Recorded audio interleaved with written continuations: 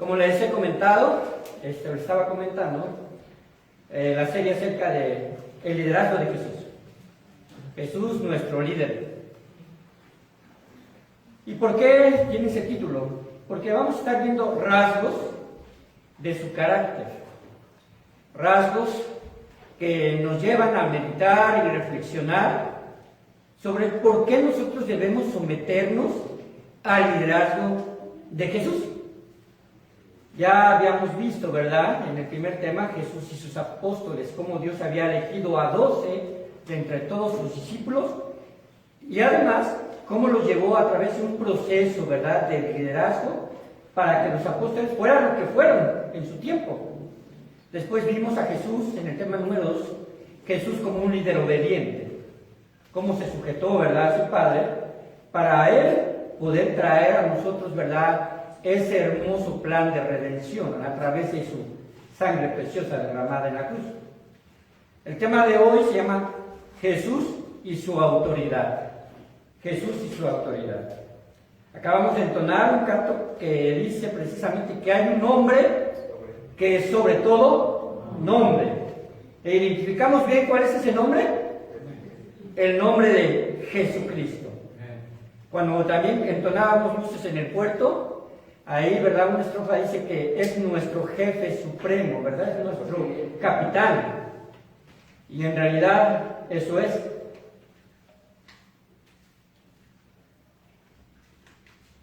Así que el día de hoy se llama Jesús y su autoridad. Si usted, ¿verdad?, ha llegado a ir a alguna empresa, yo creo que todos los que ya llegamos a una edad y tuvimos que ponernos bajo el servicio de alguna empresa, normalmente conocemos al gerente. Normalmente conocemos al gerente de la empresa, ¿verdad? Y como empleados nos sujetamos a sus órdenes. A pesar de que quizás podamos a veces decir, es que tenemos más preparación, más estudios, más lo que usted quiera, no va a poder sobrepasar la autoridad del gerente. Aunque pueda decir que tiene más experiencia, porque al fin y al cabo, el gerente está puesto precisamente como líder o como guía de esa empresa. Pero hay muchas empresas, hermanos, donde usted puede llegar a conocer al gerente. Pero, a pesar de eso, a veces en las empresas, el gerente no es el dueño de la empresa. Todavía arriba del gerente, ¿quién estaría entonces? El dueño, sin lugar a dudas. Y a veces muchos dueños no se aparecen ni siquiera en un momento en las empresas, ¿verdad? A veces todo lo manejan desde las altas esferas del liderazgo y solamente tienen juntas gerenciales. Y ahí, ¿verdad?, pues nosotros, los humanos, no entramos, ¿verdad?, los mortales, no entramos a que se nos tome mucha participación en cuenta. Pero existe un dueño. Y cuando el dueño decide llegar a su empresa, y cuando el dueño decide de forma, vamos a decirlo así, ¿verdad?, sin aviso previo, llegar al lugar donde están sus trabajadores y el gerente, y si a ¿verdad?, ese dueño no lo conocen más que el gerente y llega y hay un guardia de entrada, a lo mejor hasta osa no darle la entrada, porque no lo conocen. Pero ¿qué sucede cuando ya por una situación de protocolo dicen, vamos a estar todos muy bien, les hacen ponerse el uniforme, ¿verdad?, bolear bien los zapatos y todo eso, porque mañana viene el dueño? Todo el mundo, ¿verdad?, está expectante y todo el mundo quiere causar la mejor impresión. ¿Por qué? Porque es el dueño. ¿Qué tiene que ver con Jesús y su autoridad? Jesús es el dueño de todas las cosas, es el creador de todas las cosas. Su señorío es sobre todo y sobre todos. Y en un momento dado, Jesucristo hizo una pregunta muy directa y muy punzante a sus discípulos, pero al mismo tiempo fue una demanda. Él dijo, ¿por qué me llamáis Señor, Señor, y no hacéis lo que yo digo? ¿Por qué me llamáis Señor, Señor, y no hacéis lo que yo digo? Esto aparece en Lucas 6:46. De ahí se han desprendido, ¿verdad?, una especie como de, vamos a decirlo así, una frase poética, que algunos alguna vez lo leí, ¿verdad?, y consideran que se encuentra, ¿verdad?, puesta como un epitafio en una tumba, y que alguien, ¿verdad?, decidió poner esto: ¿por qué me llamáis Señor, Señor, si no hacéis lo que yo os digo? ¿Por qué me llamáis el rico y no me pedís? ¿Por qué me llamáis el sabio y no me escucháis? ¿Por qué me llamáis Dios y no me honráis? Y de ahí se desprendió un canto que algún día, ¿verdad?, entonaremos aquí, ¿verdad? Porque dice, en realidad el coro de ese canto dice: palabras vanas son. Porque en realidad a veces es vana nuestra postura cuando decimos Señor. Kyrios o kurios en griego. Y era la palabra que se le daba precisamente en una connotación más de esclavo hacia su amo. Alguien que sabe que estaba bajo las órdenes de alguien que era su dueño. Esta serie así se llama El liderazgo de Cristo, y sin duda nos hace reflexionar sobre el por qué someternos a un Señor. ¿Por qué someternos a un Señor? ¿Y cuáles son los argumentos bíblicos para someternos a tal dominio? Porque estoy hablando de un Señor que domina. Usted y yo podemos decir que Jesús es nuestro Señor, ¿cierto o no? No se oyó muy fuerte, ¿verdad? Amén. Pero la pregunta es, ¿en verdad nos sometemos de forma completa a sus preceptos y mandamientos? ¿En verdad nos sometemos de forma completa a sus preceptos y mandamientos? En cierta iglesia, un hombre se acercó al pastor y le dijo: pastor, debo decirle que yo creo en Cristo, pero no puedo creer en todo lo que dice la Biblia. Hay historias raras, algunas rayan en la fantasía. Incluso algunos milagros de Jesús se han comprobado que tienen un argumento científico y que son muy subjetivas a algunas demandas de Cristo. Por ejemplo, como el perdonar a nuestros enemigos. Dice esta persona: se me hace exagerado. Al igual, se me hace exagerado eso de que al mirar a una mujer sea considerada como un adulterio del corazón. Entonces el pastor le dijo: bueno, ¿en qué específicamente crees tú? ¿En qué específicamente entonces crees tú? Bueno, contestó el hombre, sigo creyendo que Jesús es mi Salvador y mi Señor. El pastor le responde: bueno, es una buena noticia que creas esto, pero tengo una pregunta para ti, dijo el pastor. ¿Cómo ejerces el señorío de Jesús en tu vida? Y si consideras que Jesús tiene autoridad sobre ti. Entonces respondió el hombre: ¿qué quiere decir, pastor? Bueno, si confiesas que Jesús es tu Señor, debes comprender que tiene autoridad sobre ti, que la Biblia expresa sus mandamientos y que tú estás obligado a obedecerle. Y si no puedes creer en las Escrituras como un todo, ¿de dónde entonces obtienes la información para obedecerle? El hombre contestó: en realidad, desde muy pequeño yo iba a la iglesia. Yo obedecía a mi maestro de escuela dominical, obedecía también a mi pastor. Entonces este pastor le responde: ¿y qué pasará cuando tu pastor muera? ¿A quién vas a obedecer? Quizás estés considerándote como discípulo de un hombre y no de Cristo. Entonces el hombre reflexionó y dijo: estoy equivocado al pensar que el señorío de Cristo es opcional y que estamos llamados a ser discípulos por entero de Cristo. Qué interesante, porque a veces tratamos de enfocarnos más en lo superficial, en lo visible, en lo relacional, cuando estoy hablando de humano a humano, que en realidad en lo espiritual y como fuente, ¿verdad?, de esa interacción de un humano hacia Dios que nos las proporciona el Espíritu Santo. Creo, hermanos, que podemos considerar los argumentos bíblicos que identifican a Cristo como nuestra autoridad máxima.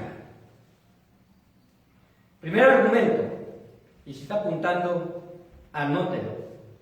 Primer argumento, ¿por qué debemos sujetarnos a la autoridad de Cristo? Bueno, porque tiene autoridad en sí mismo.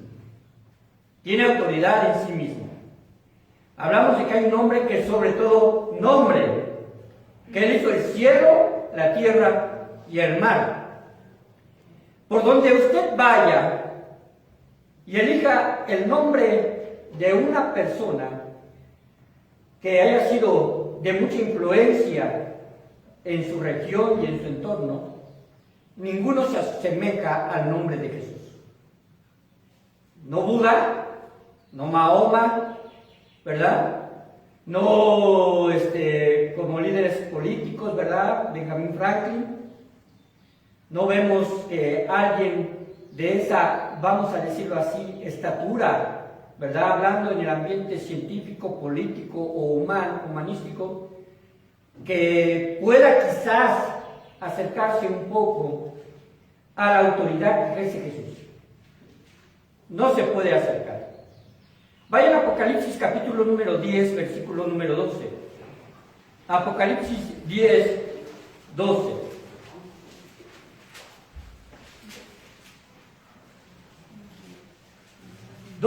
Perdón, 12:10.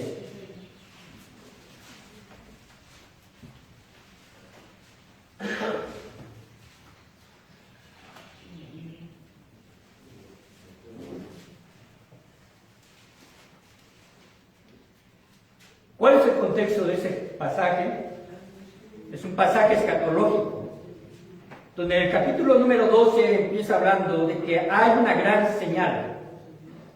Una mujer vestida de sol con la luna debajo de sus pies. Quizás usted, ¿verdad?, ha estado alguna vez en algún estudio escatológico, pueda saber la interpretación de este pasaje. Y esta mujer se refiere precisamente a Israel, al pueblo de Israel.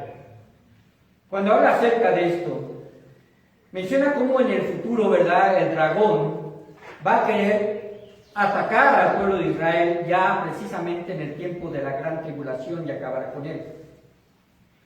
Sin embargo, aquí se mencionan una serie de sucesos. Y el versículo 7 habla de una gran batalla entre Miguel, el arcángel Miguel y sus ángeles luchando contra el dragón.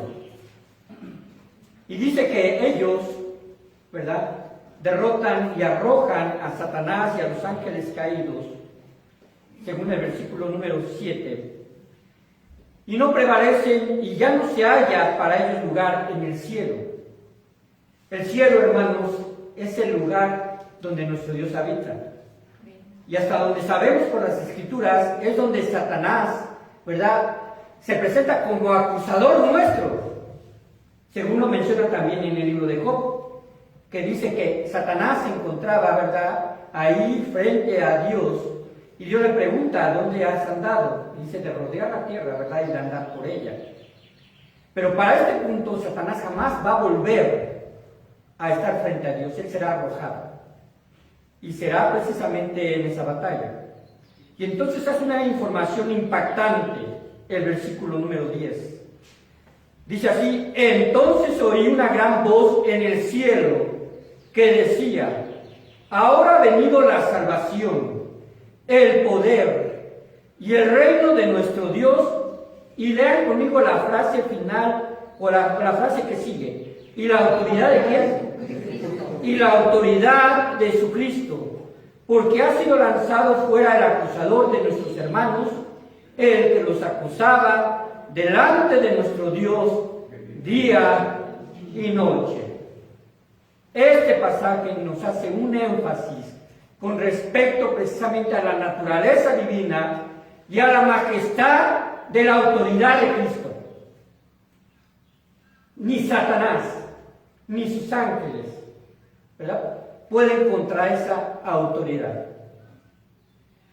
Jesús, siendo el Hijo de Dios, hermanos, tiene autoridad sobre el argumento de su propia naturaleza divina, porque Él es Dios. Por esa naturaleza se sujetan los demonios. Dice así Lucas 4, 31 al 37. Vayamos a Lucas 4, del 31 al 37.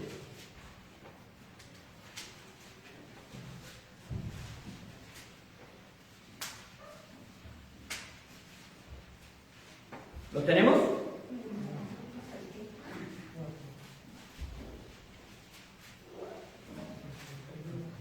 Al 37. Descendió Jesús a Capernaum, ciudad de Galilea. Era una ciudad en las riberas del mar de Tiberias, o el mar de Galilea. Y les enseñaba en los días de reposo. Y se admiraban de su doctrina, y aquí hace énfasis también en algo con lo cual tenía autoridad. Dice, porque su palabra era ¿con qué? Con autoridad. Estaba en la sinagoga un hombre que tenía un espíritu de demonio inmundo, el cual exclamó a gran voz, diciendo, déjanos, ¿qué tienes con nosotros, Jesús Nazareno? ¿Has venido para destruirnos? Yo te conozco, ¿quién eres? El Santo de Dios. Y Jesús le reprendió diciendo, cállate y sal de él. Entonces el demonio, derribándole en medio de ellos, salió de él y no le hizo daño alguno. Y estaban todos maravillados y hablaban unos a otros diciendo, ¿qué palabra es esta? ¿Que con qué? Con autoridad y poder manda a los espíritus inmundos y salen. Y su fama se difundía por todos los lugares de los contornos. Por su autoridad, hermanos, Él sujeta a los demonios. Dios les ha dado cierta libertad, una libertad muy limitada en realidad, porque los demonios no pueden hacer más allá de lo que Dios les permite. Los demonios están sujetos precisamente a la palabra y a la orden de Dios. Así es.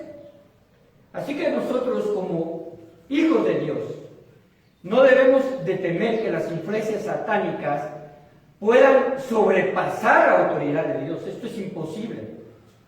Dios los sujeta con solo una palabra, ¿verdad? Aún a pesar de su rebelión, ellos están limitados.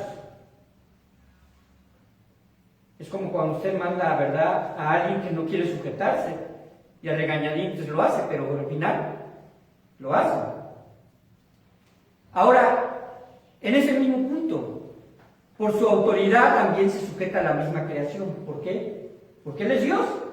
Él es el creador de todas las cosas. Vayamos a Mateo 8, 27.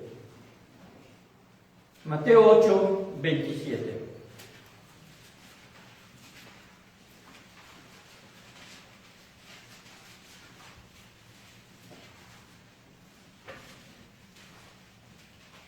Voy a leer desde el 23. Es un pequeño pasaje. Y entrando él en la barca, sus discípulos le siguieron. Y he aquí que se levantó en el mar una tempestad tan grande que las olas cubrían la barca, pero él dormía. Y vinieron sus discípulos y le despertaron diciendo, Señor, sálvanos, que perecemos. Él les dijo, ¿por qué teméis, hombres de poca fe? Entonces, levantándose, reprendió a los vientos y al mar y se hizo grande bonanza. Y los hombres se maravillaron diciendo, ¿qué hombre es este que aun los vientos y el mar le obedecen? Quiero que vayan enfocándose, ¿verdad?, mentalmente en ese nombre que es sobre todo nombre, en Jesús. Y enfocándose que cuando decimos nosotros y comprendemos que las esferas espirituales, las potestades, los principados, se sujetan a Dios, y que la misma creación, ¿verdad?, obedece al mandato de la voz de nuestro Señor. En realidad, hermanos, podemos entonces empezar a considerar y a reflexionar y a ser conscientes de que Él es sobre nosotros, que Él tiene toda autoridad por lo que en realidad en su naturaleza es Él. También tiene autoridad para hacer juicio sobre los pecadores. Vayan a Juan 5, capítulo número 27 y 29.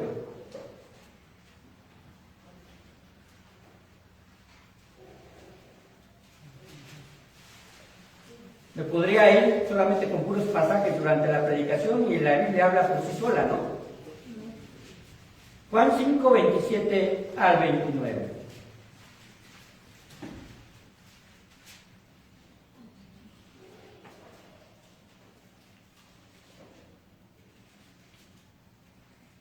Dice así: y también le dio autoridad de hacer ¿qué? Juicio, por cuanto es el Hijo del Hombre. No os maravilléis de esto, porque vendrá hora cuando todos los que están en los sepulcros oirán su voz, y los que hicieron lo bueno saldrán a resurrección de vida, mas los que hicieron lo malo a resurrección ¿de qué? De condenación. Dice el versículo 27, se le dio autoridad para hacer juicio. Y el versículo 29, si lo leemos de forma muy aislada, parece ser que la salvación es por obras. ¿Lo han visto? Dice, porque al que sabe hacer lo bueno, saldrá a resurrección de vida, pero el que sabe hacer lo malo, a resurrección de condenación. La interpretación correcta de cualquier pasaje es que no debemos verlo de una forma aislada, sino contextual, es decir, en base al contexto. Y si nos vamos nosotros al versículo 22, dice así: porque el Padre a nadie juzga, sino que todo el juicio ¿a quién lo dio? Al Hijo, para que todos honren al Hijo como honran al Padre, y el que no honra al Hijo, no honra al Padre. ¿Vamos bien ahí? El que no honra al Hijo, no honra al Padre que le envió. Versículo 24, de cierto os digo, el que oye mi palabra y crea al que me envió, ¿qué tiene? Vida eterna, y no vendrá con la condenación, más ha pasado de muerte a vida. ¿Qué es lo bueno? ¿Qué es eso bueno que dice el versículo 25? Lo que hicieron lo bueno. Honrar y creer. Honrar al Padre, porque así también honras al Hijo. Y cuando honras al Hijo, honras al Padre. ¿De qué forma? Por medio de la fe depositada en Cristo Jesús. Y el que hace lo malo es el rechazo de ese mensaje. Así que Jesús, por su naturaleza divina, demostrada por sus milagros, y aún porque los demonios se le sujetan, Él tiene toda la autoridad para mandarnos, porque Él es el Hijo de Dios en la posición de ser Dios. Según también Juan capítulo 5, versículo número 18, que dice que los fariseos procuraban entonces más matarle, porque, ¿verdad? Así, diciéndose llamar Hijo de Dios, se hacía Dios. Así que, hermanos, Él tiene toda la autoridad para juzgar. No hay cosa alguna en la cual el Señor Jesús no tenga potestad. Todo está sobre su dominio y señorío. De hecho, en Hechos capítulo 17, 31, si usted encuentra el pasaje a la misma velocidad que yo no tampoco soy así como súper rapidísimo, pero pueden ustedes buscarlo. Hechos 17, 31.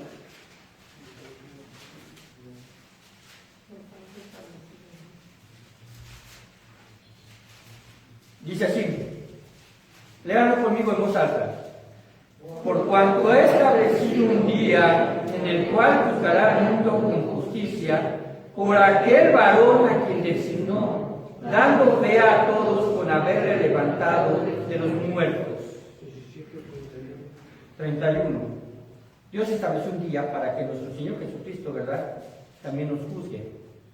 Así que, hermanos, en este primer punto, ¿verdad?, simplemente podemos nosotros entender que tenemos y que estamos conscientes de que Jesucristo, por ser Dios, tiene autoridad en sí mismo. En sí mismo. Número 2, segundo argumento, ¿por qué debemos sujetarnos a Jesús? Porque afirmó su autoridad cuando vino a esta tierra. Porque afirmó su autoridad cuando vino a esta tierra. Mateo 28, 18, ¿lo saben? Dice, toda potestad me es dada en el cielo y la tierra. Está ahí. Toda potestad. Esta frase, hermanos, de que toda potestad me es dada en el cielo y en la tierra, parece ser como si Cristo no hubiera tenido potestad antes y que en ese momento la está adquiriendo por los méritos que hizo en la cruz. Pero en realidad ese no es el énfasis ni la idea. Esta frase es una verdad eterna. Destaca que sus discípulos, quienes habían vivido con él y a quienes estaba dirigiendo en ese momento, entendieron que en su humanidad limitó su autoridad divina sujetándose al Padre. En su humanidad nos dio ejemplo de sujeción, pero cuando fue restablecida su gloria, también lo fue su autoridad totalitaria. Habiendo anticipado su muerte, resurrección y ascensión a sus discípulos, les anticipaba que también regresaría a la diestra del Padre. Y ese nombre adquirido en su humanidad, del cual en el Antiguo Testamento no se le conocía, Jesús, no se le conocía, ¿hasta qué momento? Hasta que Gabriel se aparece, ¿verdad?, a María y le dice, porque Él salvará al pueblo de sus pecados, o a los hombres de sus pecados. Así que, hermanos, en su humanidad recibe este nombre, Jesús, y es el nombre que está sobre todo nombre, sobre toda criatura en el cielo y en la tierra. Él dio forma, oigan esto, Él dio forma a la interacción personalizada entre Dios y el hombre, porque aquel verbo se hizo carne y habitó entre nosotros, y vimos su gloria, gloria como del unigénito del Padre. Dice Juan, lleno de gracia y de verdad. Efesios 1, 19 al 23. Vayamos a Efesios 1, 19 al 23.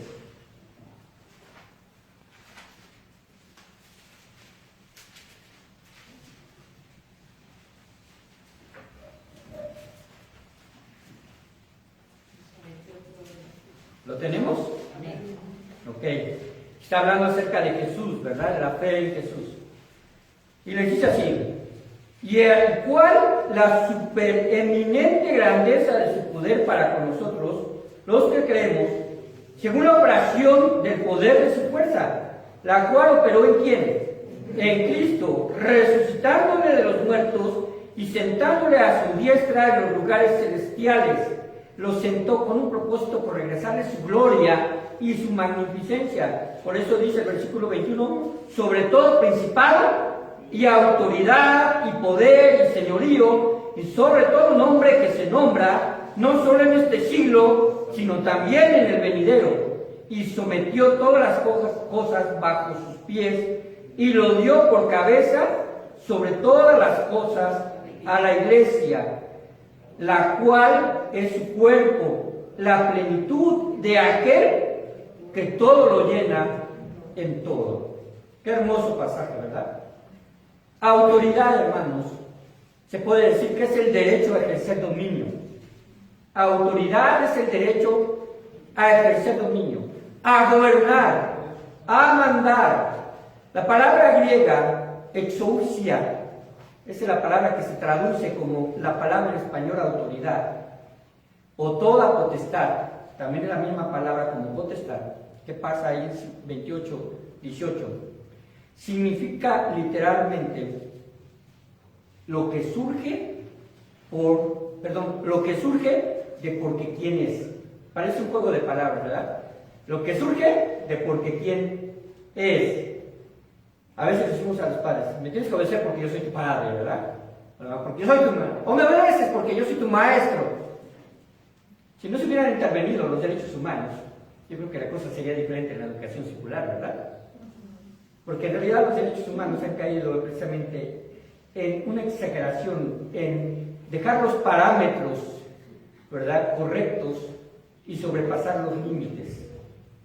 Hermanos, por lo tanto, antes de que el Señor Jesús comisionara a sus discípulos, Él afirma su autoridad para hacerlo. Y aquí tenemos un reclamo de autoridad universal e ilimitada. Ya hemos visto, ¿verdad?, que ahí en Mateo 28 aparecen los absolutos de Dios, parte de las órdenes absolutas. Dice la palabra de Dios en Mateo 28, 18, toda potestad me es dada en el cielo y en la tierra. ¿Qué más sigue? Por tanto, y es imperativo. Estaba diciendo, ¿es opcional? Por tanto, y hacer discípulos. ¿A quién? A todas las naciones, ¿verdad? Es un absoluto, no se tiene que dejar ninguna nación aparte. Ajá. Bautizándolos en el nombre del Padre, el Hijo y el Espíritu Santo. ¿Y qué más continúa diciendo?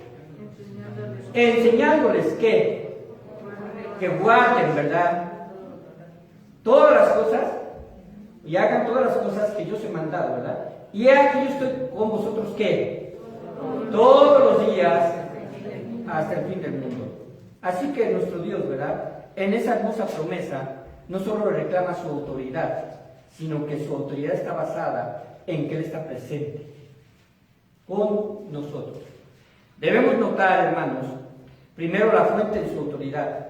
La recibió de su Padre en su estado de humillación. ¿Esto qué quiere decir? En su vida terrenal, antes de su resurrección. Él poseía autoridad, pero voluntariamente limitó el ejercicio de la misma durante su ministerio. Su autoridad fue manifestada de la manera en que enseñaba. Dice Mateo 27, 29, y enseñaba con autoridad y no como los escribas. También tenía autoridad en conceder perdón de los pecados, ¿verdad? Cuando hablaba y decía, cuando bajaron al paralítico y le dice, tus pecados te son perdonados, y los fariseos cuestionaban, bueno, ¿cómo es que puede perdonar pecados? Solo Dios puede. ¿Y cómo reafirma su autoridad? ¿Qué es más fácil decir, verdad? Perdón tus pecados, levántate y anda. Y para que sepas que el Hijo del Hombre tiene autoridad, a ti te digo, levántate, toma tu lecho y anda. ¿Qué impacto, no? Hay que darle más énfasis a que Él perdona pecados que al milagro que hizo, porque fue la señal de autentificación de su divinidad. También en calmar el mal, ya lo leímos, en sanar todo tipo de enfermedad y dolencia, en expulsar demonios y en obtener victoria sobre la misma muerte. Juan 11, 43. ¿Recuerdan de qué habla este pasaje? Juan 11, 43.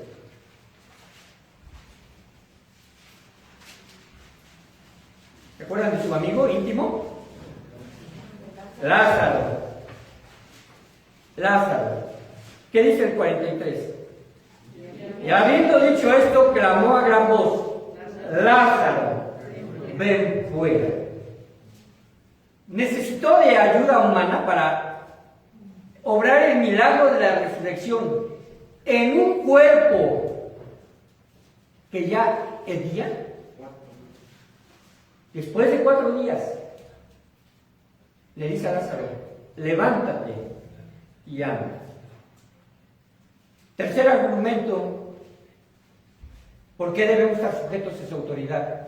Porque Él es nuestro líder. Tercer argumento, Cristo tiene la autoridad para comisionarnos como su iglesia. Tiene la autoridad para comisionarnos como su iglesia. Después de estos 2 grandes argumentos primeros, bueno, sigue precisamente el propósito de esa autoridad. Cristo es Señor de señores. Amén. Ahora sí, Señor de señores, Él tendrá el derecho de delegar una responsabilidad sobre nosotros. Claro que sí. ¿Por qué? ¿Por qué la gran comisión es dada a nosotros y no a la gente que no cree? ¿Por qué? ¿Por qué la gran comisión no es dada a aquellos que, de verdad, están quizás, y no es una situación de hacer una acusación, porque muchos quizás estuvieron en esto, ¿verdad?, en la cantina? ¿Por qué no están comisionando a aquellos que no tienen fe en Cristo? Porque Dios nos ha dado una posición. ahora somos sus hijos. ¿Usted tiene como padre autoridad sobre los hijos del vecino? ¿Eh? Quisiera, ¿verdad?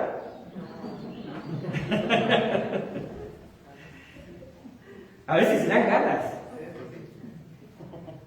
pero no la tienen. Son los padres quienes tienen esa autoridad. Nosotros, hermanos, pero estamos bajo la autoridad de nuestro Padre. Juan 1:12, repítanlo conmigo: mas a todos los que le recibieron, a los que creen en su nombre, les dio potestad de ser hechos hijos de Dios. Solamente son hijos de Dios aquellos que creemos en Él. Pero la palabra potestad es la misma que precisamente se traduce como autoridad. Nos dio potestad de ser hechos hijos de Dios.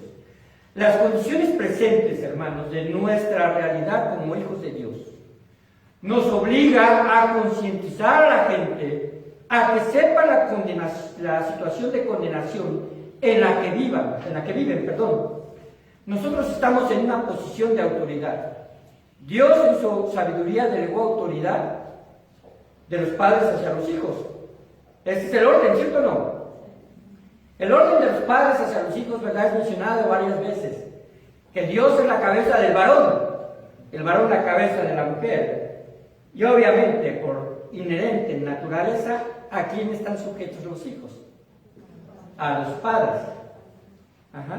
Ahora, hermanos, así lo delegó Él. También delegó autoridades para nuestra sociedad. ¿Qué nos enseña Pablo? Que debemos estar sujetos a toda autoridad. Porque son puestas, ¿verdad?, para llevar un orden. Pero también a la iglesia, y aquí precisamente, ¿verdad?, también lo sabemos. Dios delegó precisamente a los pastores para poder guiar a las congregaciones. Pero estas posiciones de autoridad, cualquiera que usted busque humanamente hablando, son limitadas. La autoridad de Dios es universal. Porque Él quiere que todos los hombres en todo lugar se arrepientan. Esa es su voluntad. Ya lo hemos dicho varias veces, ¿no? Cuando oramos. A veces estamos en forma incorrecta cuando oramos y decimos: Señor, ¿querrás que yo le predique a mi vecino? ¿Querrás que yo le predique a mi hermano? ¿Cuál es su voluntad? Que le prediquemos. Eso precisamente es su voluntad absoluta. Esa es la voluntad de la cual no debemos de cuestionar y que incluso no debemos preguntar, más bien debemos orar: Señor, dame de nuevo para hablar con esta persona. Así que, hermanos, en base a esto, Él nos ha encargado a nosotros el ministerio de la reconciliación. Su autoridad es ilimitada. Pregunto, ¿está restringida por jurisdicción o geografía? ¿Solamente a los mexicanos les manda? A todos los hombres, a todos los creyentes de todo el mundo. Los mismos mandamientos deben ser acatados por sus hijos, estén en donde estén. Jesús es obedecido en todo ámbito espiritual y material. Y esto debe penetrar hondamente en nuestros corazones, porque la gran comisión está basada en la autoridad de Cristo. Como lo vuelvo a decir, por tanto, ir es un imperativo, no se puede alegar, no se puede evadir, porque hemos sido autorizados por el Señor para predicar el Evangelio. Conclusión, hermanos. Cristo tiene la autoridad suprema en todo el universo. Su palabra se cumple sin error y de forma inmediata. La pregunta es: ¿te mueve profundamente que entiendas qué clase de Señor o qué clase de señorío está sobre tu vida? ¿De verdad te mueve? Como si estuvieses esperando al dueño, ¿verdad?, y que va a hacer una evaluación, una supervisión, una auditoría de nuestro desempeño en este mundo. ¿De verdad te mueve saber que estarás delante del tribunal de Cristo, sabiendo que tus pecados han sido perdonados y que el Señor te diga qué hiciste a cambio? ¿Te mueve? Vamos a ponernos de pie, hermanos.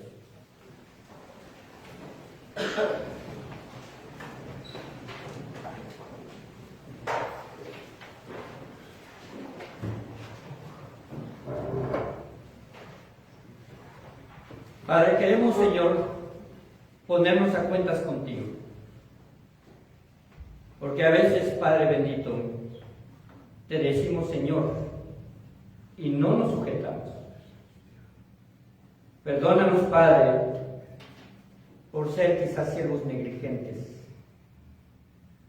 Perdónanos por esconder el talento. Somos mayordomos y a veces nos olvidamos que tenemos un Señor sobre nosotros. No cualquier Señor.